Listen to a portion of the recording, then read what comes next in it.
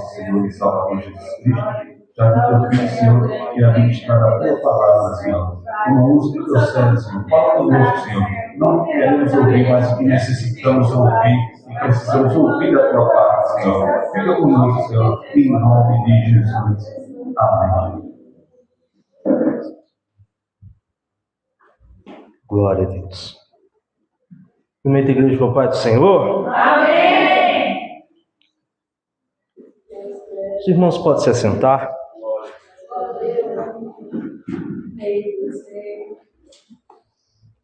Abram as vossas Bíblias no livro do profeta Jeremias.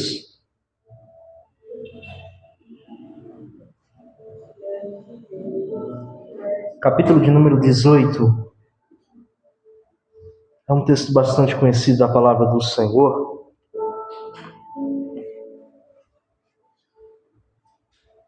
Glória a Deus.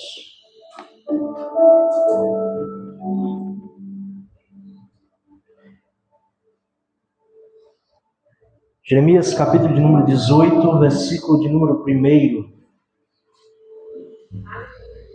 Deixa eu dizer amém? Amém.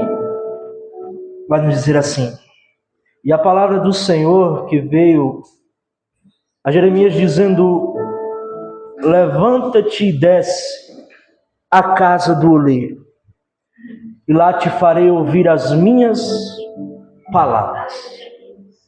E desci à casa do oleiro, e eis que ele estava fazendo a sua obra sobre as rodas. Como um vaso que ele fazia de barro, se quebrou na mão do oleiro, tornou a fazer dele outro vaso, conforme o que pareceu bem aos seus olhos fazer. Então veio a mim a palavra do Senhor, dizendo: não poderei eu fazer de vós como fez este oleiro, ó casa de Israel? Diz o Senhor: eis que como barro na mão do olheiro, assim sois vós na minha mão, ó casa de Israel. Amém. Quem nunca ouviu sobre Jeremias 18? Um vaso que se quebra na mão do olheiro. Tudo isso mostrando o estado espiritual e moral que o povo de Israel estava vivenciando, vivendo com Deus. Tanto que no versículo 6, a qual terminamos de ler, Deus diz a Jeremias: não poderei eu fazer de vós como fez este olheiro, ó casa de Israel. E observar os retratos do acontecimento do texto é ver um vaso que se quebra. E é como Israel está quebrado, em crise, em frieza espiritual, vivendo um ambiente tão caótico da nação, que a presença de Deus tanto faz como tanto fez. O templo para eles vira um mero passatempo. É um caos. Mas há 3 detalhes interessantes no texto que a gente vem a perceber. Que o primeiro é a matéria-prima, que é o barro. Segundo é a obra, que é o vaso. Esse terceiro detalhe quebrou-se. O texto ele se inicia com a palavra de Deus indo ao encontro de um profeta. E a palavra que veio a Jeremias dizendo: levanta-te e desce. Se a expressão é levanta, é um sinal que eu estou contradito a ela, estou embaixo ou prostrado. Então, por que razão eu vou me levantar para descer de novo? O que Deus diz não é um descer e ficar no mesmo lugar. É um desce com um novo endereço. Desce à casa do olheiro. Não é um desce, levanta e fica no mesmo lugar. Ficar no lugar que eu mesmo determinei, permanecer no lugar contrapartindo das minhas mermices, não me trará experiências que estão reservadas no lugar que Deus preparou para mim ir. E todas as vezes que a palavra se movimenta acerca de nós, tem como único objetivo me movimentar do lugar que eu estou e me levar a um lugar que Ele está preparando, ou que Ele já preparou. Todas as vezes que essa palavra vem a nós com a intenção de nos movimentar, é simplesmente com o objetivo de nos remover de alguns lugares e nos conduzir para alguns ambientes, para nós vivermos experiências com Deus, que nós, no lugar que estamos, nós não iríamos ver ou presenciar, mas vemos experiências com Deus. Está ligado, estão escondidos no processo da submissão, a fim que eu seja conduzido ao lugar que Ele preparou, e nunca será sobre onde eu quero, mas é sobre onde Ele preparou. Levanta e desce. E nós podemos partir para uma lição espiritual essa noite, para as nossas vidas. Quando Deus fala, levanta e desce, é Deus dizendo: eu quero que você saia do lugar da mesmice, contrapartindo para nós, no lugar da sonolência, da frieza espiritual, da falta de insensibilidade, e descer para um ambiente que lá eu vou te despertar, que lá eu vou trazer um reavivamento. Essa ideia de levantar e descer é me mover de um lugar e conduzir para o outro. Então, da onde a palavra te levantou, para lá você não volta. Eu creio em nome de Jesus nisso. É impossível quando essa palavra nos encontra, que tem como objetivo nos remover dessa mesmice, nos remover dessa frieza, porque o objetivo é nos trazer experiências com Deus, e a experiência que Deus tem para mim e para a tua vida é tão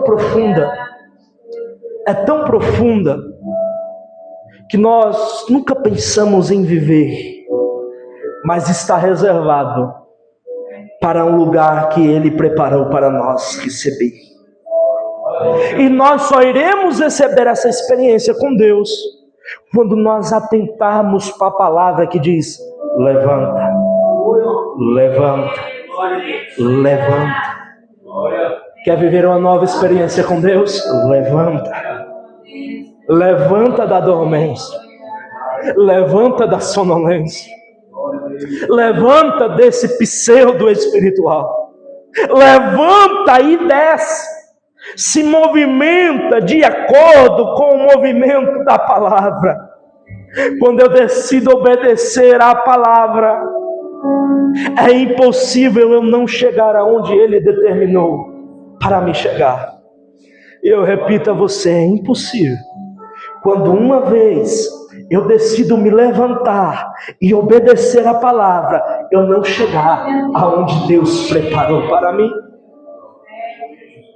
Parece que é a palavra que vai nos conduzindo, vai nos carregando. E como assim, Felipe? é que quando eu decido obedecer essa palavra, o inimigo pode até tentar fazer você voltar para trás e pensar: será que é isso mesmo? Será que é isso que ele está falando comigo? Será que eu tenho que levantar e descer mesmo? Pode até tentar para fazer que a gente venha desistir no meio do caminho e falar: por você é melhor ficar do jeito que está. Mas quando eu decido obedecer, parece que essas palavras que vêm ao contrário não surte nenhum efeito. Quando eu escuto a voz dele, não tem palavras ao contrário que impeça, porque é a palavra que está me conduzindo, é a palavra que está me carregando, é a palavra que está me centralizando. Desce, levanta e desce. E observar isso no versículo 1, palavra que veio a Jeremias, palavra do Senhor dizendo: levanta e desce. Em cima ele ouve a palavra. Ele está ouvindo no cenário de cima, ele ouve a palavra. Mas o texto diz: levanta e desce para ouvir as minhas palavras. Glória a Deus. Não é apenas a palavra, são minhas palavras. Mas ele não já está ouvindo a palavra? A palavra não veio a ele? Será que Deus não pode continuar falando ali onde ele está? E guarda isso, quando o texto vem dizendo as minhas palavras, é como denotasse algo mais profundo. Porque existem coisas que Deus só irá revelar na medida que eu desço. Quanto mais eu desço, Deus revela. Na medida que eu desço, Deus vai revelar coisas que eu jamais iria ver, conhecer, saber. Por quê? Porque Deus tem sempre um nível maior para as nossas vidas. Quando a gente pensa que só em lugares altos da vida podemos ter experiências sobrenaturais, eu sou confrontado com isso, porque aonde Deus quer levar Jeremias exige que ele desça, porque às vezes nos lugares mais baixos Deus nos faz viver coisas sobrenaturais. Levanta e desce, eu vou melhorar. Quem sabe você esteja vivendo o pior momento da sua vida. Quem sabe é um momento de incertezas, é um momento de crises, é um momento que talvez parece que nada está dando certo, mas eu creio em nome de Jesus que é nesses ambientes que Deus vai fazer você viver coisas sobrenaturais. Vá à casa do oleiro. Versículo 3: e desci à casa do olheiro. E eu repito isso a você, como eu já disse, é impossível, quando eu obedeço a palavra, eu não chegar aonde a palavra quer me levar. Ser conduzido pela palavra é pisar em lugares que eu nunca antes iria pisar. E essa expressão fala muito comigo quando ele diz: e desci. Desci tem uma ideia que o indivíduo obedeceu a ordem e não questionou, ainda que essa ordem viesse contradizer o estado como ele estava. Mas isso é submissão. Quando a gente lê desci, é de maneira imediata. Não respirou, não questionou, não brigou com Deus a respeito, ele apenas obedeceu. E ele chega no endereço, e esse endereço é uma casa, a casa do olheiro. E o texto diz: e eis que ele estava fazendo a sua obra. Ele não começou a fazer porque eu cheguei. Ele não começou a agir e a mover porque eu acabei de descer. Ele não fez porque eu desci. Eu cheguei, desci para ver ele fazendo. Ele não começou a trabalhar porque ele viu Jeremias. Ele já estava trabalhando, esperando que ele descesse. E nisso eu aprendo algo. Porque por muitas das vezes a gente pode questionar a Deus. O porquê parece que ele não está fazendo. O porquê parece que não está acontecendo. O porquê, e muitas das vezes nós questionamos. Nós indagamos. Aí Deus às vezes nos aparece para nos questionar e dizer: e por que você não está no ambiente aonde eu quero? Não há como Jeremias falar algo, não, porque quando ele desce, o olheiro já está trabalhando. Porque por muitas das vezes questionamos a Deus sobre alguns acontecimentos nas nossas vidas e não entendendo que Ele já está trabalhando. Porque não é um Deus que não faz. Às vezes é um indivíduo que não se submete.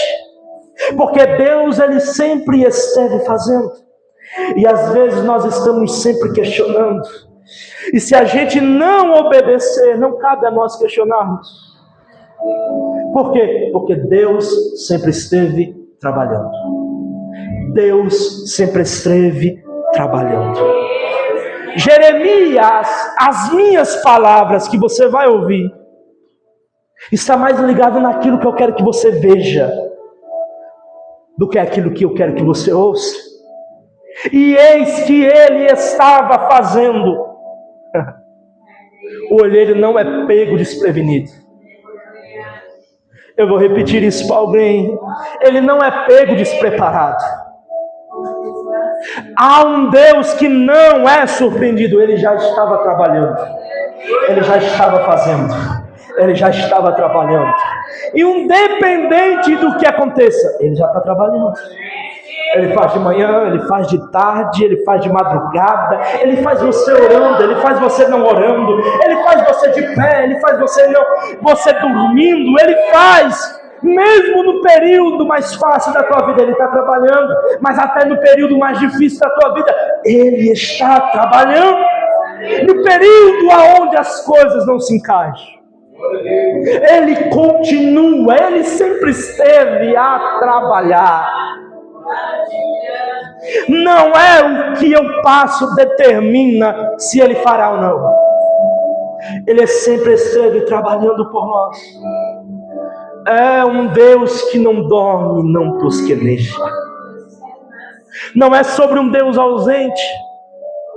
Às vezes é sobre o indivíduo que não se submete ao lugar da descida. Porque existem lugares reservados que vai tirar, vai arrancar todos esses questionamentos e todos esses pensamentos negativos. Quando eu me levanto e desço, quando eu me levanto e desço, quando eu me levanto e desço, eu começo a ter algumas respostas para entender. Eu me levanto e desço e começo a ver um Deus que já estava trabalhando e me dizendo: filha, eu sempre fiz. Eu sempre estive trabalhando. Para que agonia? Para que os porquês? Para que a preocupação? E nós somos ser humano e como passamos por preocupações. Alguns perrengues da vida. No nosso, como vai ser, como vai acontecer. Mas é um Deus que aparece dizendo para nós: eu sempre fiz e eu sempre estive trabalhando. Porque no dia que eu me posiciono em descer, a gente começa a entender e a ver. Eu desci e eu vi. E eis que ele estava fazendo a sua obra. Nós servimos a um Deus que fez ontem, que faz hoje, que fará amanhã. Ele sempre esteve fazendo a sua obra, porque a obra não é minha, a obra não é nossa, a obra é de Deus, é dele. Glória a Deus. E às vezes alguém pode até dizer: cadê Deus? Cadê o Deus deles? Aonde está o Deus dele? Eles nunca vão ver e nunca vão entender, porque só vê quem está no lugar que ele está. Só alcança a revelação que está no mesmo ambiente que ele está. Vão até falar: cadê teu Deus? Teu Deus sumiu. Cadê teu Deus? Mas entenda, mas quem desceu à casa do rei está entendendo que ele sempre esteve fazendo a sua obra. Mas o mais interessante é que ele está fazendo a sua obra, mas o lugar que ele decidiu fazer a sua obra é dentro de uma casa. Não é um lugar imenso, não é um lugar extraordinário, é dentro de uma casa, é a casa do rei. Deus está fazendo a sua obra dentro de uma casa. Deus está dentro de uma casa fazendo a sua obra. E não é com qualquer ferramenta. Não é com uma ferramenta qualquer. É com as suas mãos.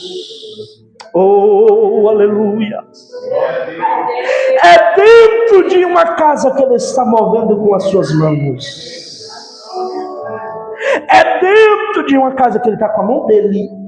Deus está fazendo a sua obra. E está dizendo para alguém: eu te levo para esse ambiente para você entender como eu trabalho. Eu te levo para esse ambiente para você entender que quem te conduz sou eu. Quem te leva sou eu. Mas quem trabalha dentro da casa também sou eu. Eu estou a trabalhar.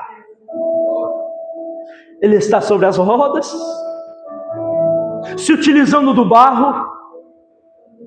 E é interessante é que ele, se ele perguntasse para Jeremias, ou para nós, se colocamos no texto, pegando um monte de barro e perguntando para nós, dizendo: o que é isso aqui? Na lógica, no visível, no carnal, a gente ia dizer e responder o óbvio: é apenas um monte de barro. É claro, porque ele é o detentor da matéria-prima. Mas ele não te fala o que ele vê, mas ele faz para você ver.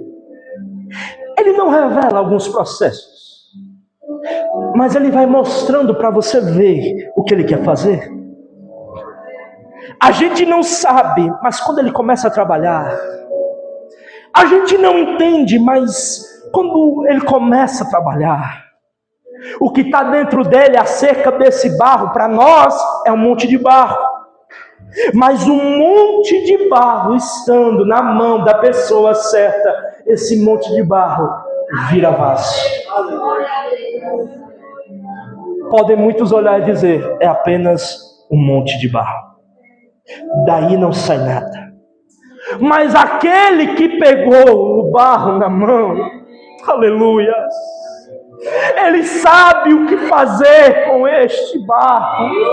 Ele sabe como trabalhar com este barro.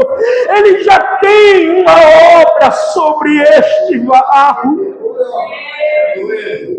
É um vaso que ele quer realizar. O vaso é a forma, um processo de modelagem que as mãos dele vai fazendo. É a obra dele. Ele pega algo que não tem nenhum tipo de forma e dá forma. E as pessoas veem que é vaso. Porém, nesse processo, como diz o texto, o vaso se quebrou. O vaso se quebra. Aquilo que estava indo tão bem, parece que estraga. Perto da conclusão, parece que dá errado. Quebrou, estragou. E quando a gente lê vaso, o texto está querendo dizer que já estava perto de concluir, mas de repente o vaso quebrou. E não é uma mão que causa o desastre. Não é uma mão que vai causar esse desastre. É uma mão que vai sustentar este caco, porque ele pega o barro e ele forma o vaso. O vaso se quebra, mas ele sustenta o caco quebrado. Ele podia jogar fora, ele podia descartar, ele podia dizer: este barro não serve, mas ele sustenta o vaso quebrado. E a gente fica como? Era barro, virou vaso, estava tudo bem, estava tudo normal, estava muito empolgado. E quem lê, quem olha, ia ver, é um vaso, está quase pronto. Mas quebrou. Teve um desastre. Mas não é a mão dele que causa o desastre, mas é a mão dele que sustenta o quebrado. A mão que pega a matéria-prima. É a mão que também faz a obra, mas também é a mão que sustenta o caco.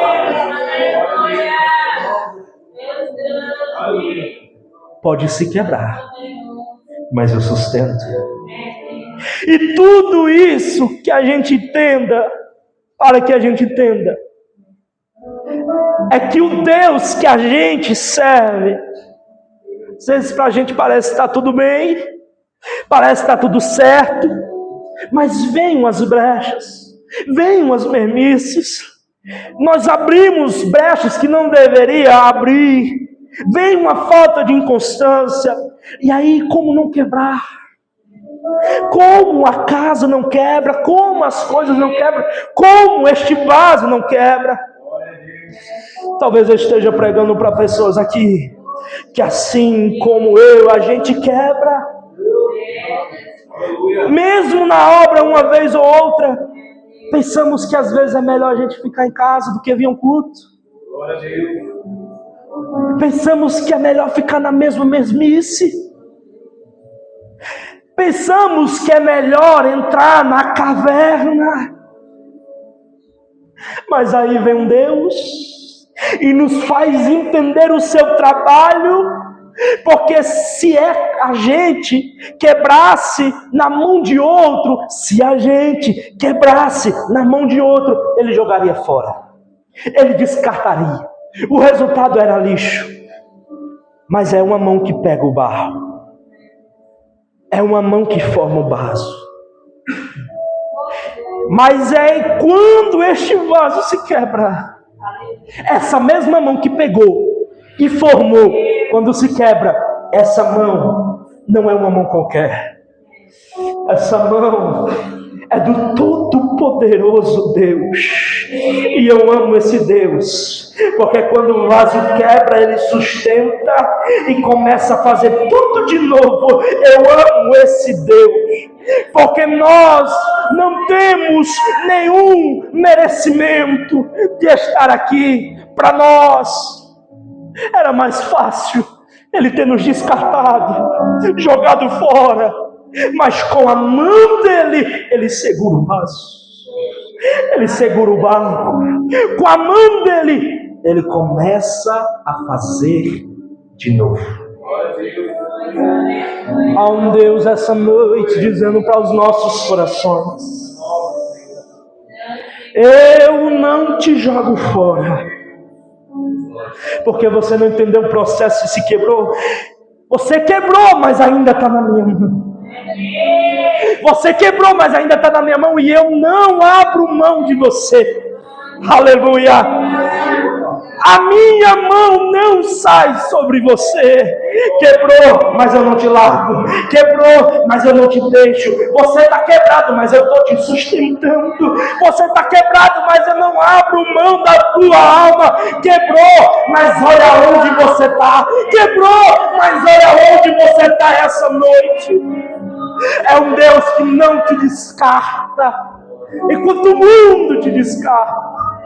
É um Deus que não te larga, é um Deus que não te abandona, é um Deus que não te deixa, é um Deus que não te joga fora, é um Deus que te sustenta. E como um vaso que se quebrou na mão do oleiro, Ele tornou a fazer outro vaso. E eu encerro dizendo: essa é a raiva do diabo contra mim e contra a tua vida. Quebrou, mas ele não joga fora. Essa é a raiva do diabo contra a tua vida. Qualquer um jogaria fora. Por quê? Porque eles não sabem trabalhar com caco.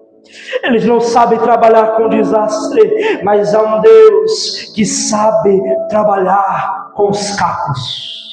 Há um Deus que sabe trabalhar com os quebrados e tornou a fazer dele outro vaso. Talvez alguém precise ouvir isso aqui essa noite. Eu vou fazer de novo. Eu vou fazer de novo o caráter dele. Quebrou, eu faço de novo. Pode preparar o ambiente, pode preparar o lugar. Eu vou fazer de novo.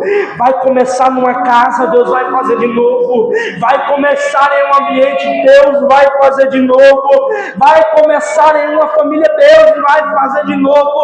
Vai começar na vida de alguém, Deus vai fazer de novo. Deus vai fazer de novo e derramar renovo. Deus vai fazer de novo e derramar unção. Deus vai fazer de novo e vai derramar graça, porque o vaso é dele e está na mão dele e ele trabalha como quer. Há um Deus que diz para alguém aqui essa noite: eu vou fazer de novo um novo. Eu vou fazer de novo um novo. E que nessa noite você possa receber essa palavra. Tu está na mão dele. Você está na mão dele.